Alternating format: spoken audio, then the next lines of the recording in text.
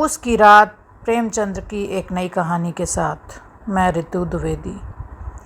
हल्कू ने आकर स्त्री से कहा, सहना आया है, लाओ जो रुपए रखे हैं उसे दे दूं। किसी तरह गला तो छूटे। मुन्नी झाड़ू लगा रही थी, पीछे फिरकर बोली, 3 ही तो रुपए हैं, दे दोगे तो कंबल कहाँ से आवेगा। माघ पूस की रात हार में कैसे कटेगी। उससे कह दो फसल का रुपए दे देंगे, अभी नहीं। हल्कू एक क्षण अनिश्चित दशा में खड़ा रहा। पूस सिर पर आ गया। कंबल के बिना हार में रात को वह किसी तरह नहीं सो सकता, मगर सहना मानेगा नहीं। घुड़कियां जमाएगा, गालियां देगा।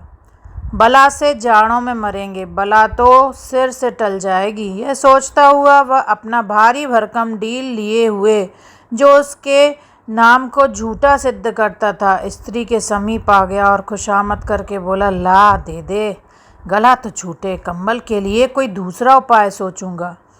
मुन्नी उसके पास से दूर हट गई और आंखें तरेरती हुई बोली, कर चुके दूसरा उपाय, जरा सुनूं कौन सा उपाय करोगे। कोई खैरात दे देगा कंबल, ना जाने कितनी बाकी हैं जो किसी तरह चुकने में ही नहीं आती। मैं कहती हूँ तुम क्यों नहीं खेती छोड़ देते, मर काम करो, उपज हो तो बाकी दे दो। चलो छुट्टी हुई, बाकी चुकाने के लिए ही तो हमारा जन्म हुआ है। पेट के लिए मजूरी करो, ऐसी खेती से बाज आए। मैं रुपए न दूंगी। हल्कू उदास होकर बोला, तो क्या गाली खाऊं। मुन्नी ने तड़प कर कहा, गाली क्यों देगा, क्या उसका राज है। मगर यह कहने के साथ ही उसकी तनी हुई भौहें ढीली पड़ गईं। हल्कू के उस वाक्य में जो कठोर सत्य था, वह मानो एक भीषण जंतु की भांति उसे घूर रहा था। उसने जाकर आले पर से रुपए निकाले और लाकर हल्कू के हाथ पर रख दिए। फिर बोली, तुम छोड़ दो अबकी से खेती, मजूरी में सुख से एक रोटी खाने को तो मिलेगी, किसी की धौंस तो न रहेगी। अच्छी खेती है, मजूरी करके लाओ, वह भी उसी में झोंक दो, उस पर से धौंस। हल्कू ने रुपए लिए और इस तरह बाहर चला, मानो अपना हृदय निकाल कर देने जा रहा हो। उसने मजूरी से एक एक पैसा काट कर 3 रुपए कंबल के लिए जमा किए थे। वे आज निकले जा रहे थे। एक एक पग के साथ उसका मस्तक अपनी दीनता के भार से दबा जा रहा था। पूस की अंधेरी रात, आकाश पर तारे ठिठुरते हुए मालूम होते थे। हल्कू अपने खेत के किनारे ऊप के पत्तों की छतरी के नीचे बांस के खटोले पर अपनी पुरानी गाड़ी की चादर ओढ़े पड़ा कांप रहा था। खाट के नीचे उसका संगी कुत्ता जबरा पेट में मुंह डाले सर्दी से कूं कूं कर रहा था। 2 में से एक को भी नींद न आती थी। हल्कू ने घुटनियों को गर्दन में चिपकाते हुए कहा, क्यों जबरा, जाड़ा लगता है। कहता तो था घर में पुआल पर लेटे रहो, यहाँ क्या लेने आए थे। अब खाओ ठंड, मैं क्या करूं। जानते थे मैं यहाँ हलवा पूरी खाने आ रहा हूँ, दौड़े दौड़े आगे आगे चले आए। अब रो नानी के नाम को। जबरा ने पड़े पड़े दुम हिलाई और अपनी कूं कूं को दीर्घ बनाता हुआ एक बार जमाई लेकर चुप हो गया। उसकी श्वान बुद्धि ने शायद ताड़ लिया, स्वामी को मेरी कूं कूं से नींद आ रही है। हल्कू ने हाथ निकालकर जबरा की ठंडी पीठ सहलाते हुए कहा, कल से मत आना मेरे साथ, नहीं तो ठंडे हो जाओगे। यह रांड पछुआ ना जाने कहाँ से बर्फ़ लिए आ रही है। उठूं फिर एक चिलम भरूं, किसी तरह रात तो कटे। 8 चिलम तो पी चुका। यह खेती का मज़ा है। और एक एक भाग्यवान ऐसे पड़े हैं जिनके पास जाड़ा जाए तो गर्मी से घबरा कर भागे। मोटे मोटे गद्दे, लिहाफ, कंबल, मजाले जाड़े का गुजर हो जाए। तकदीर की खूबी है, मजूरी हम करें, मज़ा दूसरे लूटेंगे। हल्कू उठा और गड्ढे में से जरा सी आग निकाल कर चिलम भरी। जबरा भी उठ बैठा। हल्कू ने चिलम पीते हुए कहा, पिएगा चिलम, जाड़ा तो क्या जाता है, हाँ जरा मन बहल जाता है। जबरा ने उसके मुंह की ओर प्रेम से छलकती हुई आंखों से देखा। हल्कू, आज और जाड़ा खा ले, कल से मैं यहाँ पुआल बिछा दूंगा।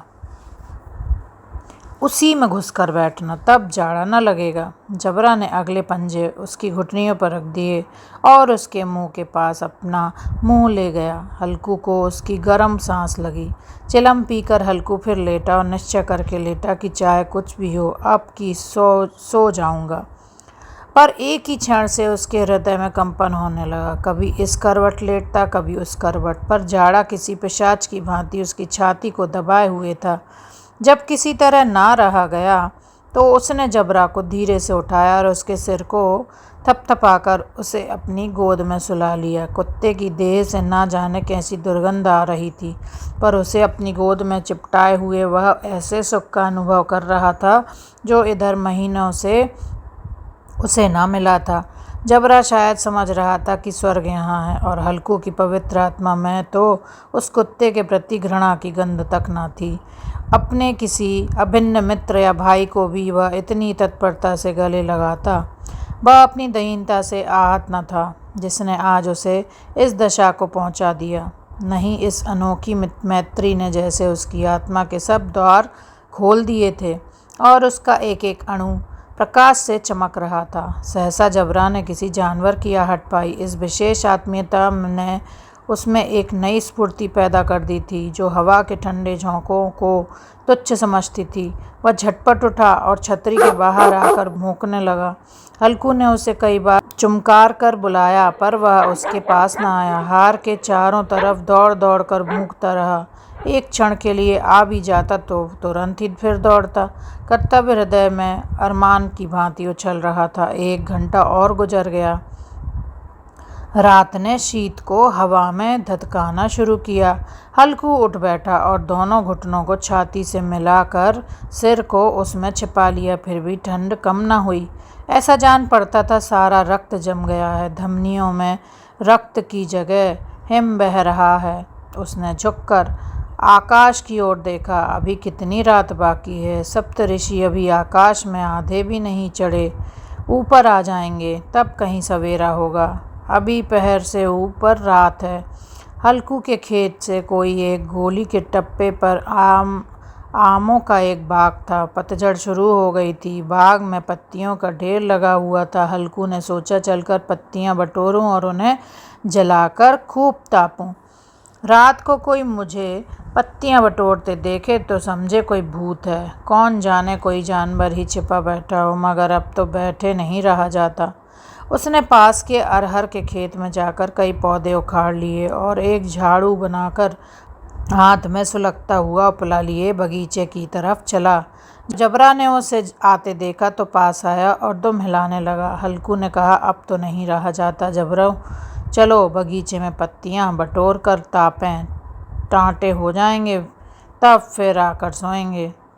अभी तो रात बहुत है। जबरा ने कूं कूं करके सहमति प्रकट की और आगे आगे बगीचे की ओर चला। बगीचे में खूब अंधेरा छाया हुआ था और अंधकार में निर्दय पवन पत्तियों को कुचलता हुआ चला जाता था। वृक्षों से ओस की बूंदें नीचे टप टप टपक रही थीं। एकाएक एक झोंका मेहंदी के फूलों की खुशबू लिए हुए आया। हल्कू ने कहा, कैसी अच्छी महक आई जबरू, तुम्हारी नाक में भी कुछ सुगंध आ रही है। जबरा को कहीं जमीन पर एक हड्डी पड़ी हुई मिल गई थी, उसे निचोड़ रहा था। हल्कू ने आग जमीन पर रख दी और पत्तियां बटोरने लगा। जबरा देर में पत्तियों का एक ढेर लग गया।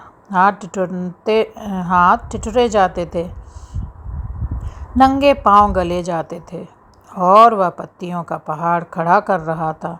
इसी अलाव में वह ठंड को जलाकर भस्म कर देगा। थोड़ी देर में अलाव जल उठा।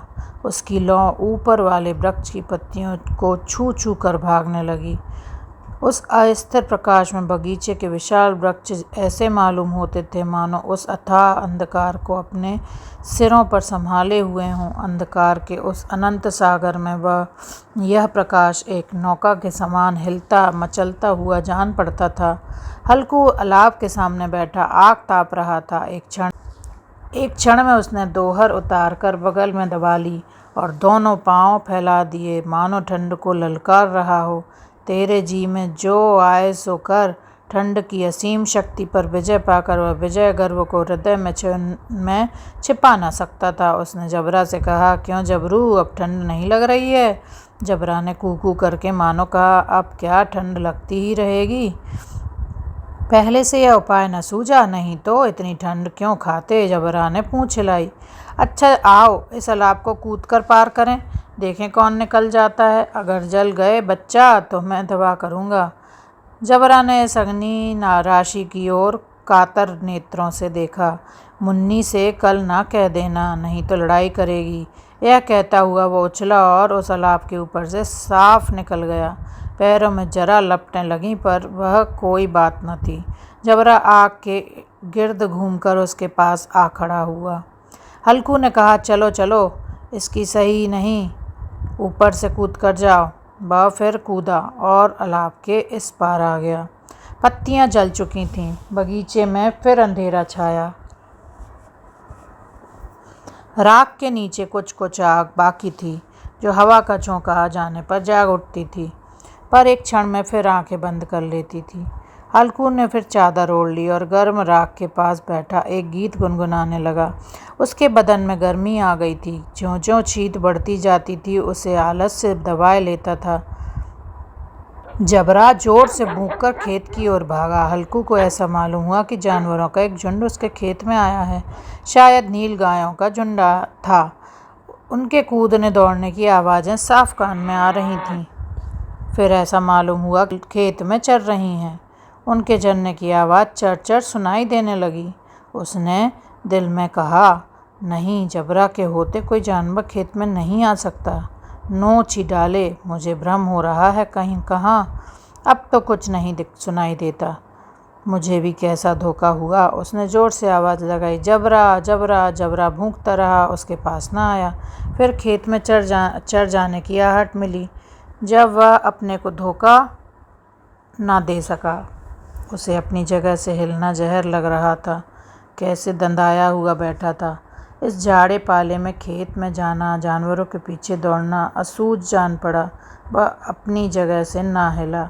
उसने जोर में आवाज़ लगाई, होली होली होली। जबरा फिर भूंक उठा।